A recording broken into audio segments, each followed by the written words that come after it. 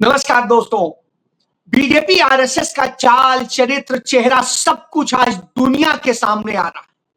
आज पूरी दुनिया जान रही है कि बीजेपी क्या करती है, आरएसएस क्या करती है। कैसे इन्होंने अपने संगठन को एक करप्ट संगठन बनाया है, कैसे एक नाजी संगठन बनाया है और कैसे क्रोनी कैपिटलिज्म का संगठन बनाया है। कैसे इनका संगठन महिलाओं की, बच्चों की, सबकी जिंदगी को भी लूटता है। ये सब कुछ अब सामने आ चुका है और यही वजह है कि अमेरिका में मोहन भागवत का खुल के वहां के लोग विरोध कर रहे हैं और इस विरोध में लगातार संख्या बढ़ती जा रही है। ये लोग कहीं हिंदू धर्म के विरोधी नहीं है, स्पष्ट तौर पे कहते हैं हमें हिंदू धर्म से कोई नफरत नहीं, लेकिन जो आरएसएस का हिंदुत्व है उससे हमें नफरत है, क्योंकि ये नाजी हिंदुत्व है। ये वही नाजी जो हिटलर और मुसोलिनी का था, उस नाजी उससे नफरत। तो उन्होंने कहा इसे रोकना बेहद जरूरी है, क्योंकि ये वही काम अमेरिका में कर रहा है जो इसने भारत में किया है और इसके जरिए ये भ्रष्टाचार को बढ़ावा देता है और हर वह काम करता है जो गलत होता है। इसकी शुरुआत आप देखिए कैसे होती। मैं भारत से ही बताता हूं।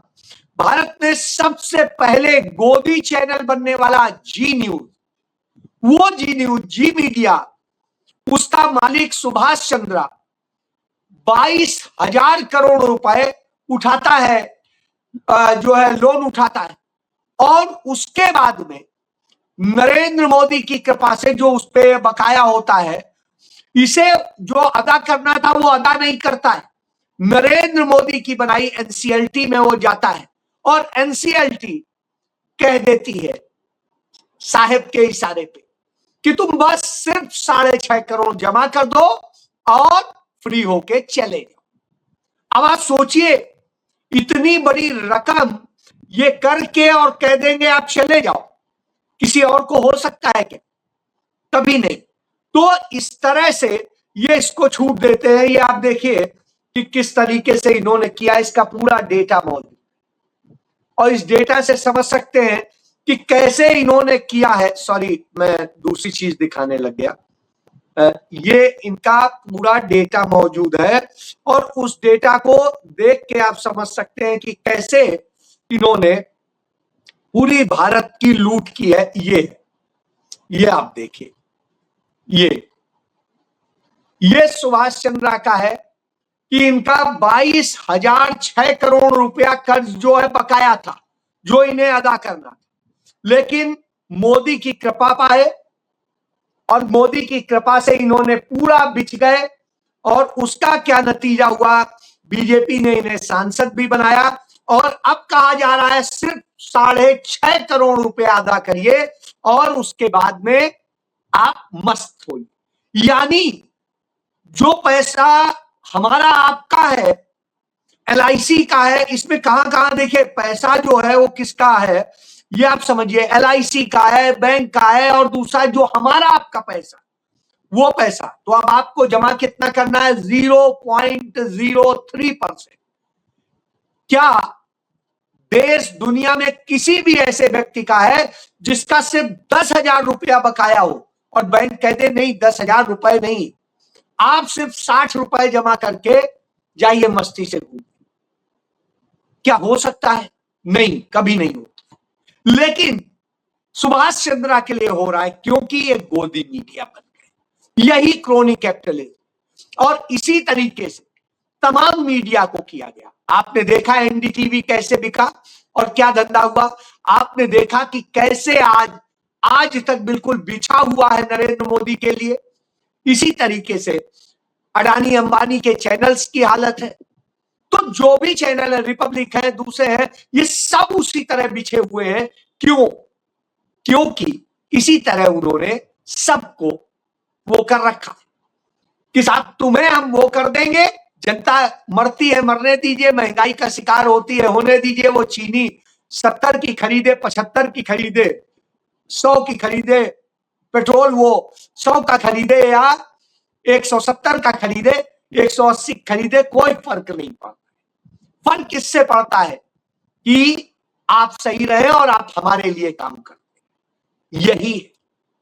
तो ये इनका मॉडल है और यही मॉडल इन्होंने अपनाया अमेरिका।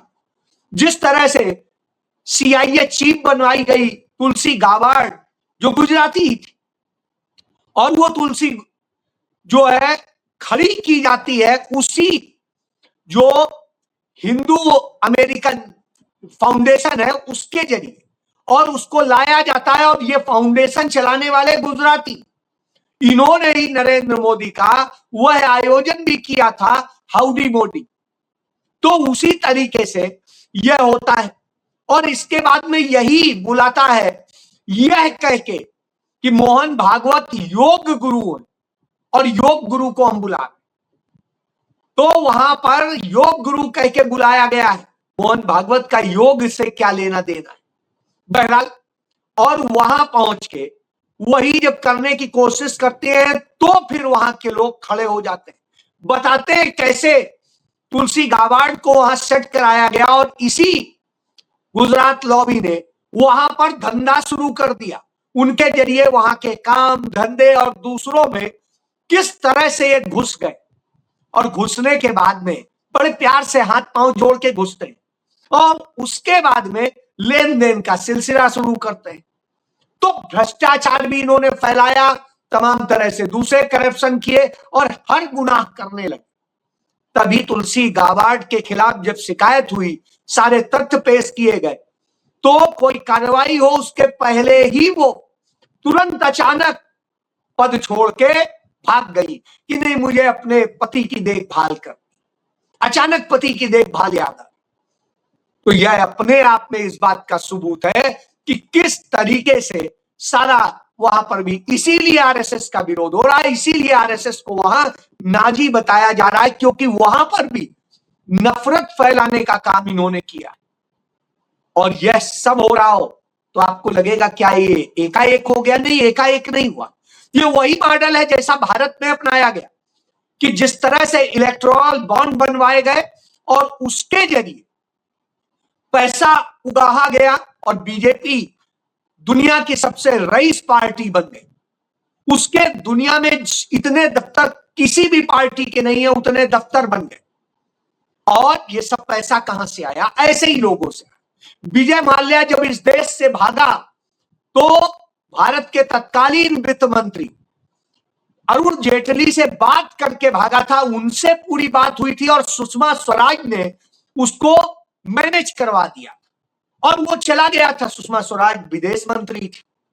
ये सारी बातें खुद सामने आ चुकी, यानी सारे ऐसे लोगों को, और अब उसका भी केस सेटल कराने का काम चल रहा है।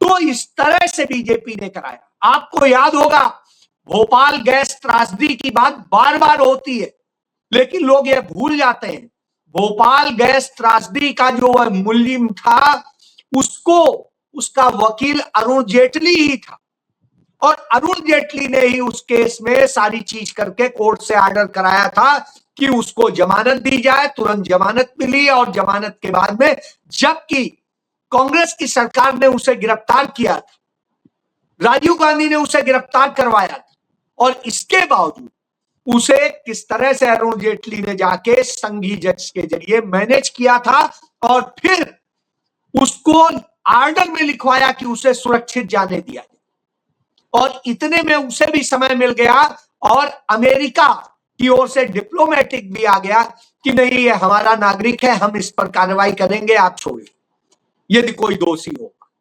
तो इस तरह से कारणों से, बहुत से कारणों से वो चला गया। तो ये सारे खेल के पीछे यही लोग होते, यह सच हम सबको जानना चाहिए। अब फिर से आता हूं, तो भारत के अंदर आज भ्रष्टाचार का सब कुछ चल रहा है।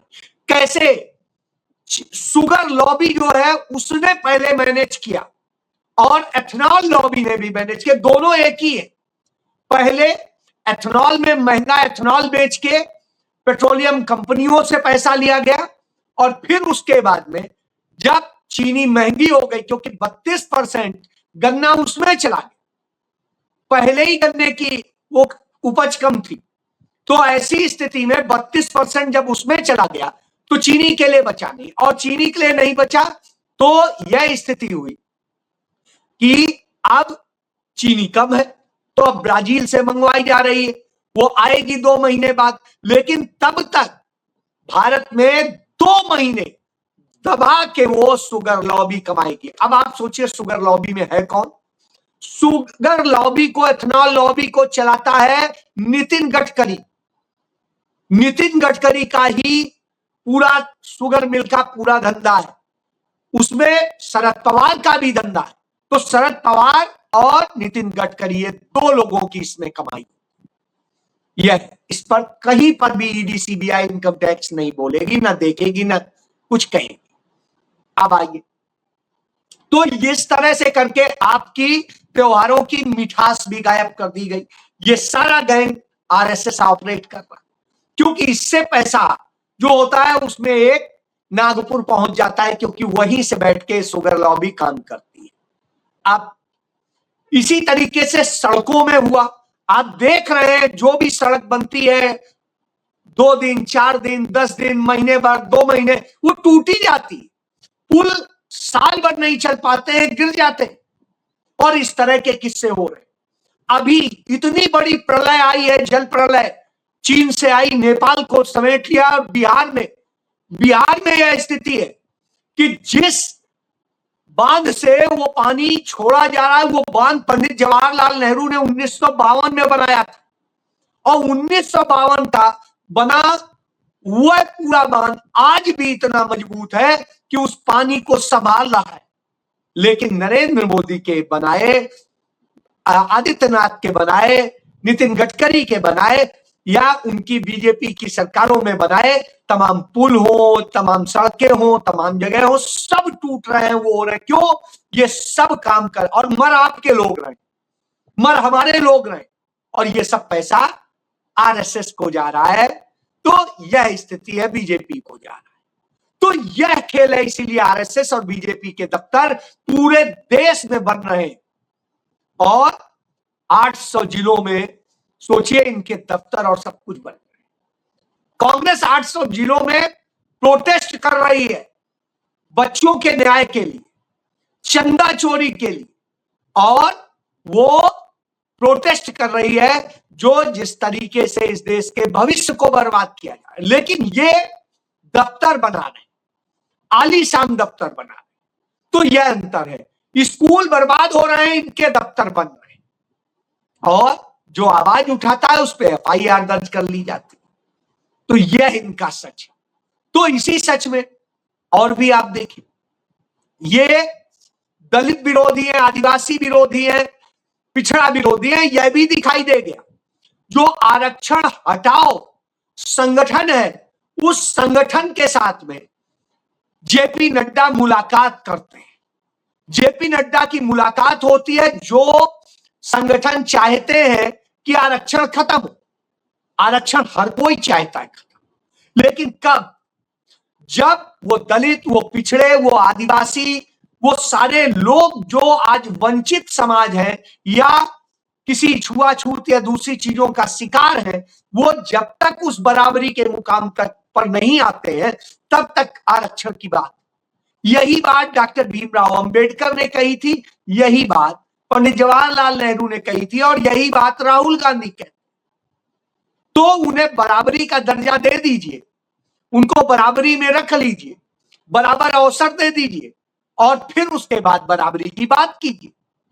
नहीं तो तब तक जो व्यवस्था है, क्योंकि सवर्ण समाज जिसकी बात करते हैं, जो जनरल कास्ट है, उनकी आबादी कितनी? उनकी आबादी 10% से 15% के बीच में। तो बाकी इसका मतलब है 80% के करीब तो वही वर्ग है, और जब वही वर्ग है तो उसे न्याय तो मिलना चाहिए। आज उनके लिए जो आरक्षण है वो 50% के करीब है, और ऐसी स्थिति में यदि उनका ये छीना जाने की बात हो रही है, इसकी साजिश हो रही, तो कौन कर रहा है? बीजेपी आरएसएस कर, और वो सामने आ गया। इसके बाद यही बात राहुल गांधी बार बार बताते हैं, ये दलित विरोधी है, इसका भी, और ये किस तरह से छुआछूत की भावनाओं से ग्रसित है, यह भी देखने को मिल गया उत्तराखंड में। जब मल्लिकार्जुन खड़गे हल्द्वानी में रैली करने गए थे अपने कार्यकर्ताओं के साथ। तो उस कार्यक्रम के बाद जब वो लौटे तो उस मैदान में वहां हवन यज्ञ करके शुद्धिकरण ये लोग कर रहे थे इस बात के लिए कि एक दलित आकर के एक पार्टी का राष्ट्रीय अध्यक्ष दलित है कांग्रेस का, तो इस बात से इन्हें पीड़ा है और इसलिए ये करते हैं कि साथ वहां पर हम शुद्धिकरण, और वो शुद्धिकरण करते हैं। तो इसके खिलाफ जब संसद में आवाज उठाई गई, राज्यसभा में मल्लिकार्जुन खड़गे ने कहा कि मैं कभी नहीं बोलता हूं कि मैं दलित हूं, मैं परेशान हूं, मेरे साथ ये हूं, मेरे मां को, मेरे परिवार को बांध के पेड़ से जला दिया गया, ये सब कुछ किया गया था इस नफरत, लेकिन फिर भी मैं रोना नहीं रोता। लेकिन ये जो किया जा रहा है, ये पूरे दलित समाज को संदेश दिया जा रहा है कि देखो हम तुम्हें ये समझते हैं, जब इतने बड़े नेता प्रतिपक्ष को, एक राष्ट्रीय पार्टी के अध्यक्ष को, जो सबसे पुरानी राजनीतिक पार्टी है, ये हो सकता है, तो दूसरे के साथ क्या हो सकता। तब जेपी नड्डा ने कहा कि नहीं सॉरी, लेकिन ये हमारे लोग नहीं थे। लेकिन अब वही उसी उत्तराखंड के बीजेपी के अध्यक्ष भट्ट ने कह दिया कि हां हमने शुद्धिकरण किया, हमने शुद्धिकरण किया, हम उन्हें मानते हैं कि वो इस काबिल नहीं है कि हम वो करें, तो वो अपवित्र करते हैं, इसलिए हम शुद्ध कर। अब आप सोचिए, जब इस तरह से हो रहा हो तो जान लीजिए कितनी नफरत करते हैं इन तमाम समाज से। एक तरफ तो सबको कहते हैं कि सब हिंदू हैं, सब बराबर है, और दूसरी तरफ इस तरह से बंटवारा करते हैं। सवाल इसीलिए राहुल गांधी जिक्र करते हैं मनु संहिता का, कि मनु संहिता यही तो कहती है कि इस तरह बना के रखिए, झुका के रखिए महिलाओं को, सबको। आपने देखा कृति सेनन के साथ में किस तरीके से किया। कृति सेनन यदि एक विज्ञापन करती है जिसमें वो कोई गंदे वल्गर कपड़े नहीं पहने होती, वेस्टर्न, इंडो वेस्टर्न सूट पहने होती, और उस पर उन्हें किस तरह से ट्रोल किया जाता है और किस तरीके से उसे वो किया जाता है। कंपनी झुक गई, कृति नहीं झुकी। लेकिन वही कंगना रनौत जो किस तरह के विज्ञापन करती थी, वो सवाल उठाती, जिनके अपने किस्से मशहूर। तो आवाज सोचिए, ये इस तरह के लोग, महिला को सम्मान इनके यहां की महिलाएं भी नहीं दे सकती, सारे रेपिस्ट इन्हीं के लोग निकलते, और आपको लूट करके, आपको बर्बाद करके ये सारी कहानी बनाना चाहिए। तो यही तो है। और इसके बाद में आपका अधिकार, हर तरह से एक वोट एक व्यक्ति का अधिकार दिया गया था संविधान में। डॉक्टर साहब भीमराव अंबेडकर और पंडित जवाहरलाल नेहरू ने इस अधिकार के लिए संघर्ष किया था, और उसका नतीजा यह हुआ कि सबको बराबरी मिला। तो अभी आपने देखा जब विधानसभा चुनाव हुए कुछ राज्यों के, तो कैसे एसआईआर के जरिए वोट काटे गए और फ्रॉड किया गया। अब जब वो केस डिसाइड हो रहे हैं तो पता चल रहा है कि जितने केस अभी तक डिसाइड हुए, उन केसेस से पता चलता है कि 91% से अधिक वोटर वैलिड हैं। यानी जब ये सारे केसेस निपटेंगे तो करोड़ों वोटर जो है वैलिड हो जाएंगे सभी राज्यों में मिला के। तो यह स्थिति। और सिर्फ बंगाल की बात करें तो वहां 91 लाख वोटर के नाम काटे गए थे। सुनवाई अभी सिर्फ 88,000 की, और 88,000 की जो सुनवाई हुई उसमें आ गया कि साहब 91% से अधिक वोटर 100% वैलिड, यानी नाम गलत काटे गए। अब आप सोचिए, इस तरह से करके लोगों के मताधिकार छीन करके सरकारें बनाई जा रही। तभी तो राहुल गांधी ने कहा था ये वोट चोरी करके बनी हुई सरकारें हैं, असलियत में नहीं है। और यही काम दूसरे तरीके से लोकसभा चुनाव में हुआ। तो अब जब खुल के कांग्रेस पार्टी और दूसरे दल खड़े हो गए हैं तो सरकार कांप रही है। इसीलिए यह सरकार संसद का मानसून सत्र खत्म होने के बाद भी उसके 17 अवसान का नोटिफिकेशन जारी नहीं कर रही, और इसीलिए मल्लिकार्जुन खड़गे ने चिट्ठी लिखी है प्रधानमंत्री को। आखिर क्या साजिश है? आपके मंत्री कह रहे हैं कि हम परिसीमन के लिए अभी रोके हुए, अचानक बुलाएंगे सत्र, विशेष सत्र। तो ये क्यों ऐसा हो रहा है और क्या गेम कर रहे हैं, क्यों नहीं ये जारी हो रहा है इतने दिन बाद भी, जबकि जैसे ही सत्र खत्म होता है उसके दूसरे दिन नोटिफिकेशन जारी हो जाता, तो क्यों नहीं हो रहा? सवाल जायज है, क्योंकि साजिश रचना ही इनका काम है। तो वो सब कुछ अब बेनकाब हो रहा है, और जब बेनकाब हो रहा है तो ये डर रहे हैं। राहुल गांधी ने इनकी पूरी कुंडली खोल के देश और दुनिया के सामने रख दी है, इसीलिए इन्हें राहुल गांधी दुश्मन नजर आते हैं, जैसे पंडित जवाहरलाल नेहरू और इंदिरा गांधी इनको नजर आते थे, राजीव गांधी इनको नजर आते। जी, यस सच, जय।